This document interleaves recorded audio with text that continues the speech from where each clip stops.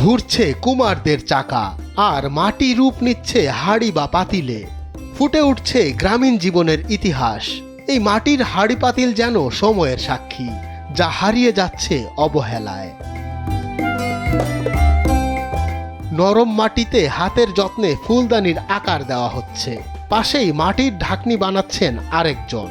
গ্রামীণ এমন দৃশ্য দিন দিন কমে এলেও কিছু শিল্পী এখনো ধরে রেখেছেন এই পেশা।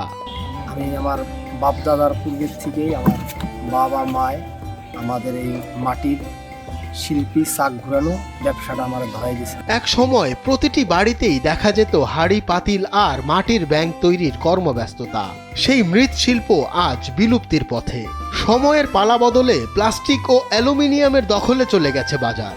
কজন শিল্পী পুরনো ঐতিহ্যটিকে ধরে রাখতে সংগ্রাম করে যাচ্ছেন। মাটির জিনিস নিয়ে সরকারের প্লাস্টিকের জিনিসে ওষুধ বেশি রাখে, আমাদের ব্যবসা প্লাস্টিকে সমস্ত শেষ করে দিয়েছে। আমরা এখন বাঁচি। এক সময় পাইকারি বিক্রিতে সংসার চলতো, এখন গ্রামের পথে পথে ঘুরে বিক্রি করতে হয়। প্রতিদিন পরিশ্রম করে 30 থেকে 40টি পণ্য বানালেও লাভের মুখ দেখা কঠিন। শিল্পীরা বলছেন এটা তাদের পূর্বপুরুষের পেশা, কিন্তু এখন মানুষের আগ্রহ নেই। দেশের অন্য জায়গায় মৃৎশিল্পীরা সরকারিভাবে সহায়তা পেলেও এখানে কোনো সহায়তা আসেনি, পেয়েছেন শুধুই আশ্বাস। দাম বেশি, মানে লাকড়ি মাটি তারপরও সব কিছুর দাম বেশি। আগে তো মনে করেন মাটির মাল চলছে, হয়তো আমরা চলে ফিরা যেতে পারছি, কিন্তু এখন যে পরিস্থিতি, এই পরিস্থিতিতে তো আমরা চলতেই পারি না। জানা যায় আগে যে উপকরণ 500 টাকায় পাওয়া যেত এখন কিনতে লাগে 2000 টাকা, ফলে খরচই উঠছে না। প্লাস্টিকের সহজলভ্যতা মাটির জিনিসের ব্যবহার কমিয়ে দিয়েছে। সরকার চাইলে মাটির পণ্যের প্রচলন বাড়িয়ে আবার এই শিল্পকে ফিরিয়ে আনতে পারে বলছেন মৃৎশিল্পীরা। অনেক ব্যবসা বাণিজ্য কমে গেছে, সব জিনিসের দাম বেড়ে গেছে।